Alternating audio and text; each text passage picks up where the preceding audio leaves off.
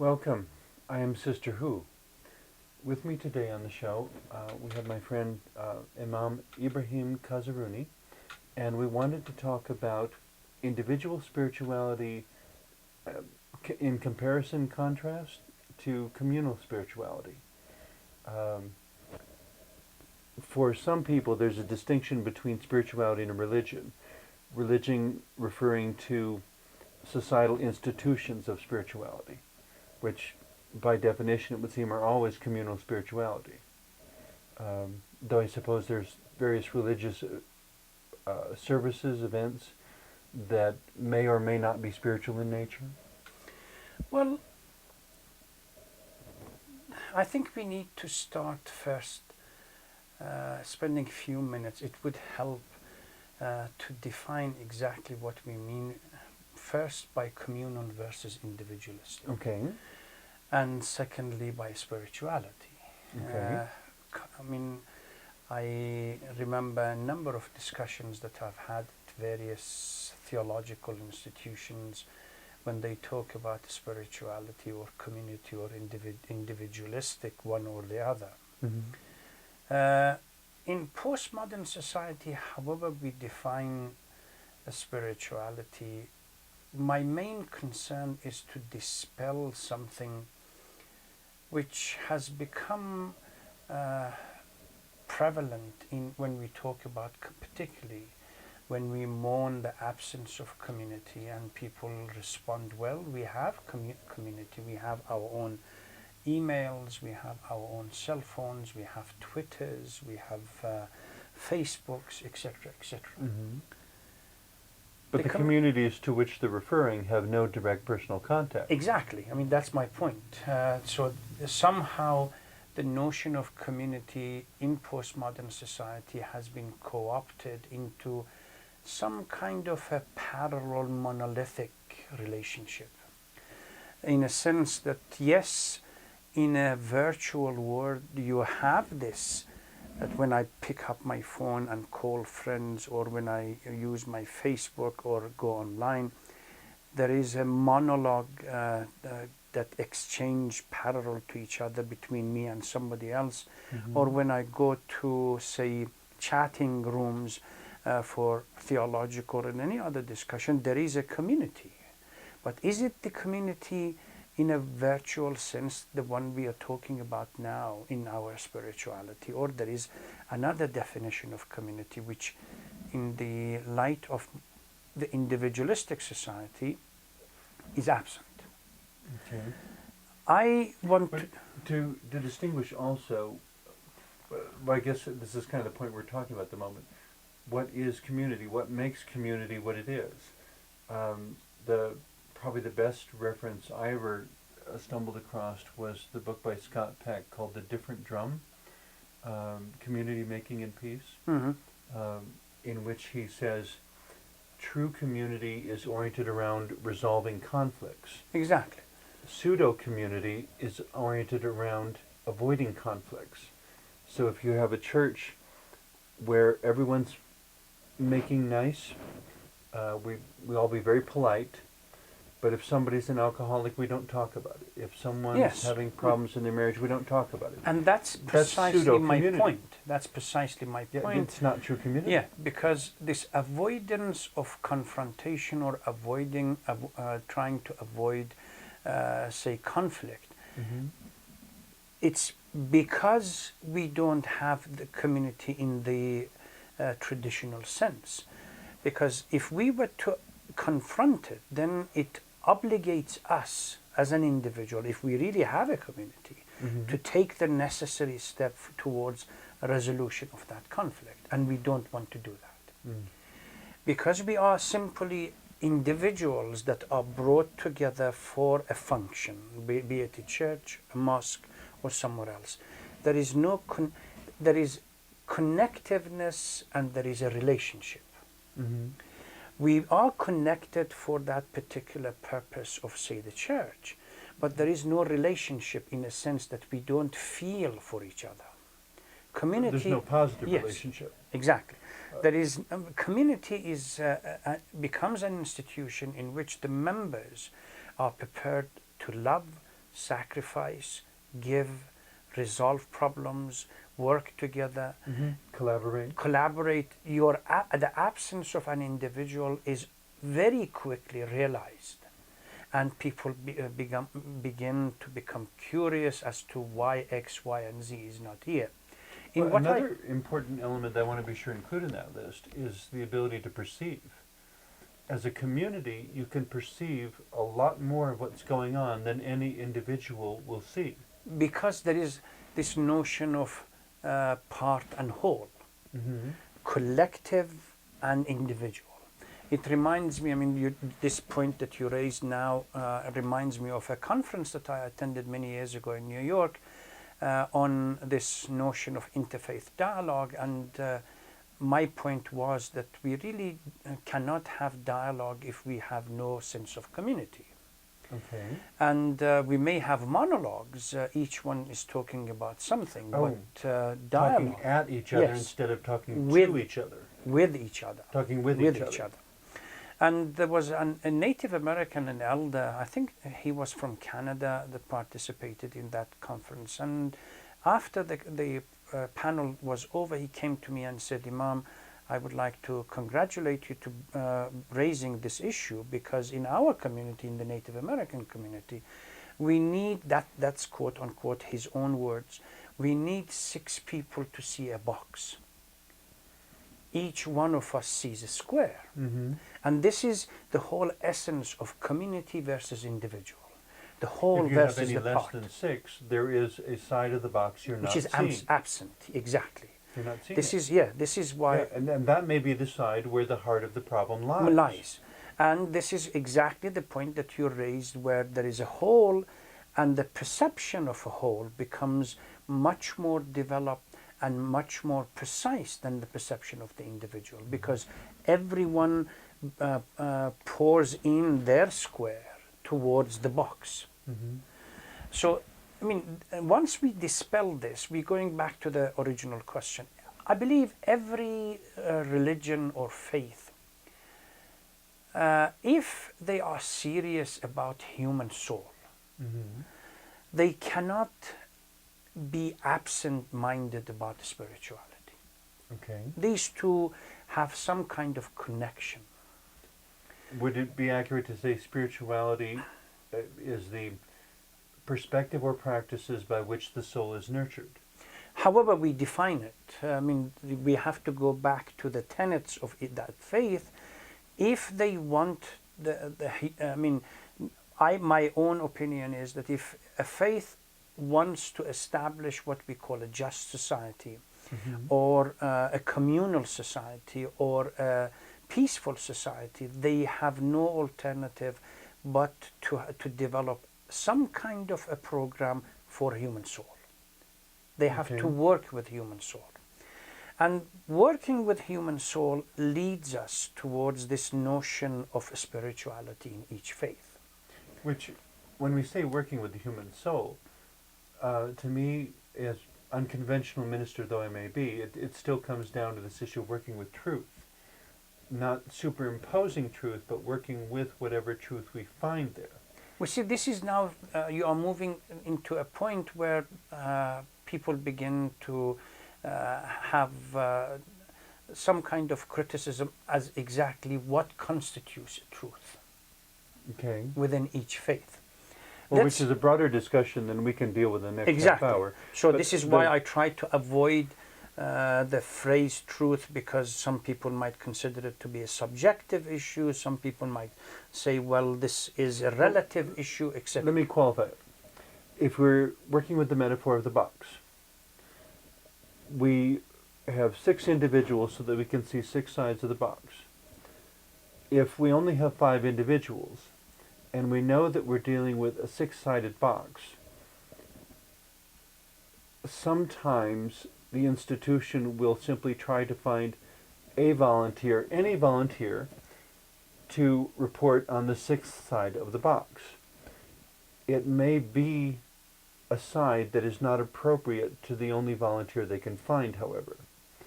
If for example, the one voice missing were the perspective of femininity, but there were no women available to report on it. So we put a man there and said, tell us what that side of the box looks like. And you have a man trying to report about femininity, it gets skewed because You he's... see, that the example you are giving or metaphor that you are using is top down. We decide who represents what side of the box. Yes. That's why I this said is the truth yes. in this context would be asking that person, what do you see? No, communal is not top down. It's more of an organic bottom up kind of relationship.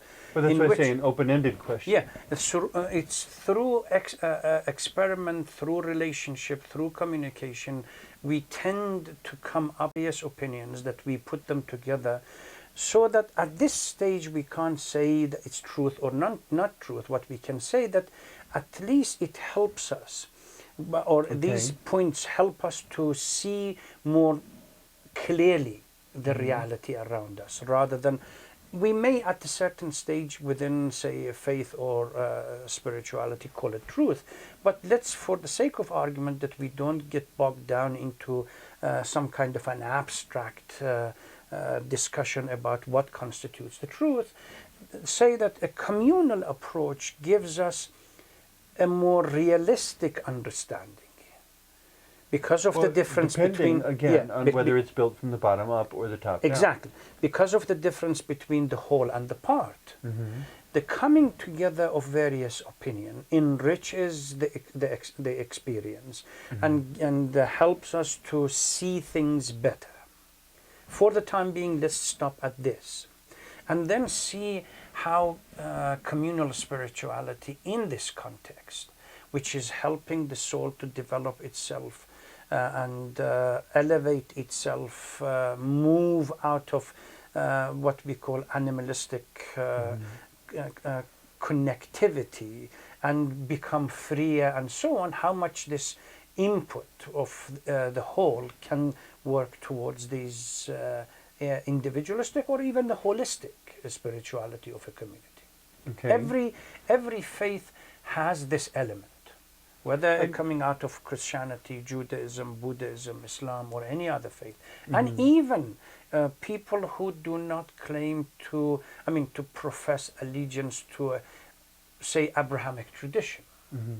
If when you speak to them, you as well as I, we both have had professors at ILEF, that they don't come necessarily from a classical, say, Christian tradition, but they come out of Native Americans. Okay. And they have their own notion of spirituality. There are a set of activities and programs that they go through, dancing and so on. Exactly. I may get that kind of uplifting of the spirit by going through process of fasting, prayer, late night prayer, etc., etc. Professor Tinker, who comes out of, say, a Native American, will get definitely that kind of result by going through a traditional ways of liberating the soul and approaching the spirituality. So here we should be very careful that not to limit, it will be a kind of a naive and arrogant from me or anybody else to say, well, spirituality is only limited to the traditional Abrahamic faith or religions. Well, it would be kind of an arrogant assumption to make also. Yes.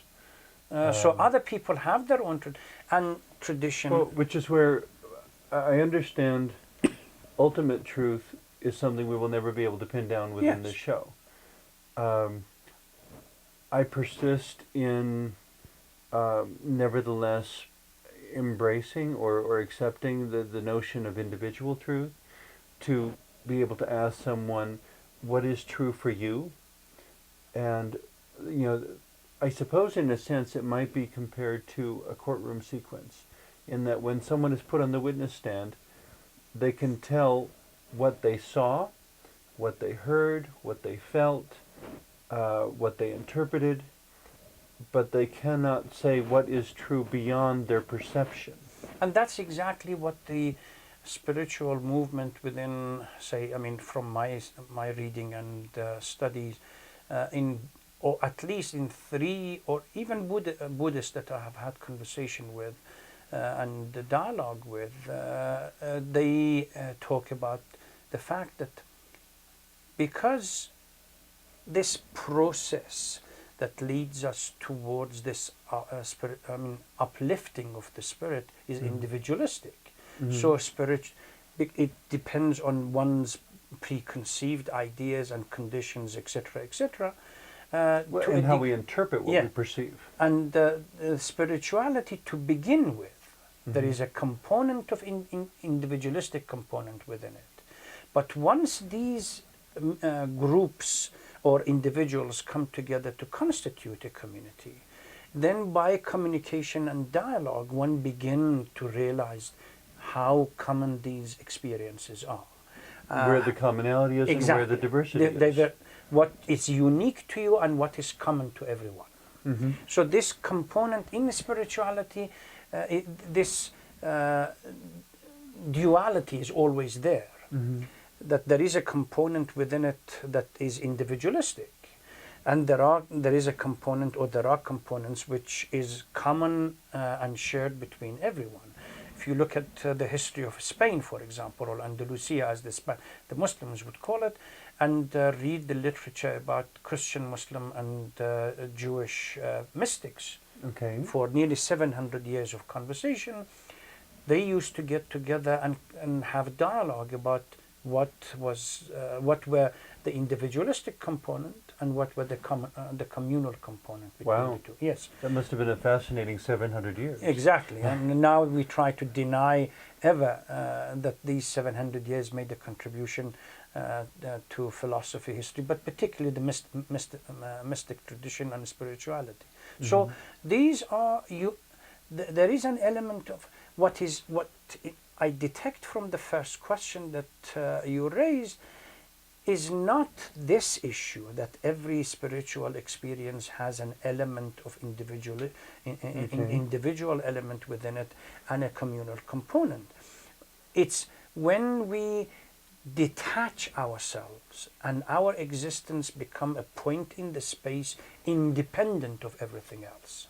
Well, then you're forsaking the relationship. Exactly. So now I have to, to borrow a paraphrase a little bit, the salvation becomes independent of anything else. One's salvation. One's spirituality becomes independent of people that are around you, the environment which is around you, the whole cosmos which is around you. You become an independent entity. This kind of relationship. No offense intended, but to me that sounds psychologically unhealthy. That's why we try to reject it. Yeah, because life is, whether you want to acknowledge it or not, life is interconnected. That's whatever what I we do perceive. has an effect on what's around me. Whatever happens around me has an effect on me. That's what we perceived, and more communal interpretation of theology accepts as facts. But when you talk to people that the rest of the world are being engulfed in fire, I continue with my normal life, which is going out to work, driving my SUVs and having my holidays as if nothing is happening. Haiti is sinking in crisis, it doesn't matter to me. Iraq is blown to pieces, it doesn't matter to me. American drones are bombing Pakistani civilians. My salvation, God has been brought down to earth to look after me. That's it. This is kind of a spirituality is the one that we're trying to... Forgive me for laughing. The notion to me seems so absurd. I have heard it so many times, unfortunately. This is what we try to reject. Once we accept that humanity as a whole is a big family, as a one communal family. So a pain anywhere, I remember Martin Luther King, when there is a need, we are not complete until everyone is complete. That notion brings community. In our tradition... there's no one who doesn't matter. Yes, that's exactly... Every single person is the fingerprint of the divine. We tend to use the narrative. I mean, we go to the book of Genesis and we say that we are all created in the image of the divine. But Okay. on a practical basis, We don't live like we believe that. Exactly. We don't see the divine in everyone. Otherwise, we would not have done most of the things that we are doing. Mm-hmm. In our tradition, I mean, there are a number of mystical personalities that they use the metaphor of a body to relate to human community. That if in the same way that as in a human body, if a part or a component or a finger or something is in pain, the rest of the body reacts and responds. This is how we human beings have to respond to the ills, to the pains, to the poverty, to the destitution, to everything else that is happening around us. And if there is a part of humanity somewhere in the world that has been left behind in our industrial technological race for the future, how could anyone imagine that at some point that is not going to become the opportunity that destroys us? Yes. I mean, going back to the point that you raised right at the beginning, that the community, the sense that, I mean, let's call it the positive sense that we want to discuss it, tries to resolve conflict rather than ignore conflict. To resolve it, you first have to acknowledge that it's that there. it exists. And then you figure out what its qualities are, what And its how dynamics are. I or me or my community or my groups as individuals with our resources, we can help What to can I resolve contribute? to resolve conflict. That takes over practically everything until the matter is dealt with. We can't just ignore it and say, well, it's not my concern. As soon as I said it's not my concern, then my way of thinking is different. It's not a communal way of thinking. Spirituality, I cannot elevate myself. In Islam, we talk about plane elevation rather than point elevation. Okay. Where you are, everything around you, around your plane, if you want to move up, everything has to go with you. Because it's all interconnected. Because of that interconnectedness. If you were going to move up in part, it would be like removing your brain from your body and sending your brain to a higher level, but leaving Which is impossible. Which is impossible because the brain requires the body in order to live. Yeah, I mean, once you accepted the fact, the notion that you are part of this plane, everything that around you is part of you, so individualistic elevation in one's spirituality is practically impossible. You either go up together or you stay together. To a point you mentioned earlier, though, that it's working from the bottom up. I have met so many people who think religion is something you get when you go to a service or a ritual or what have you, instead of seeing what happens communally as the combination and the integration of those 6 different sides or however many different members. You know, that we come together to create something together that none of us can create individually. But it starts with the individual. Yeah, but that kind of understanding of religion goes back to how religion was, in the post-Enlightenment particularly, was redefined as a category, and it was privatized. Once it was privatized to, put in a box, you take it out during special ceremonies early in the morning on Saturday, Sunday, or Friday, or any day out, and that is your religion. Then you go back, then that's to be accepted or expected, at least, that this kind of understanding comes out of it. Okay, but let's see if we can translate that down into more layman's language, because I know there's probably a lot of people watching who aren't as familiar with post-Enlightenment, postmodern, some of the terms we're using. Before, or initially, religion was something that was done in a public sort of way that included everyone, that was part of how you lived every moment of your life. Yes. When it was privatized, as you say, it's as if the church became the administrators of it and decided where it did and didn't happen and how it happened, and suddenly it wasn't the combination or the synthesis of everybody working together. It was imposed and directed by what somebody in administration thought was the best Or approach. it had nothing, no contribution to make in what we call today public space, where everyone lived. Okay. Once it was Which is different privatized, than separating the discussion of separating, I think they call it religion and state. but- church and state, yeah, Church and state. that's totally different. That's a different Yeah. issue. I mean, this is something that it's a point of contention. Church and state separation does not preclude religion or state to have dialogue with each other for And the public betterment. practice of religion does not mean that the state will make laws respecting that religion. Yes, I mean that the public sphere or public space is enriched by this dialogue between what we loosely define as church and we loosely define as state. Mhm. The privatization of religion, which is a foundation of what we today call secularist theory or secularism theory, is Okay. totally different, which means push religion out of public sphere. It's a private matter in your heart and in your mind. It's something that you do however you want to practice it by yourself in your own private space. So in a sense, it's asking people to put on a disguise so that when we're in public, I won't know which religion you are Exactly. or which religion you practice. It should not have any But you wind up participation. censoring yourself. Well, that's exactly You know, and censoring would be the opposite of the dialogue. no, you that live in helps. constantly this duality of having a private kind of space for yourself that you define yourself under that private space and religion, and a public sphere and a space which is totally independent of what's going on in your private space.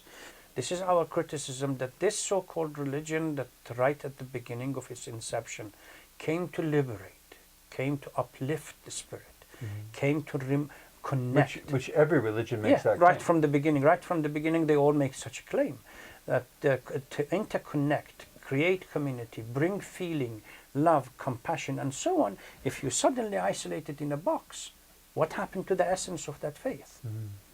It's absent.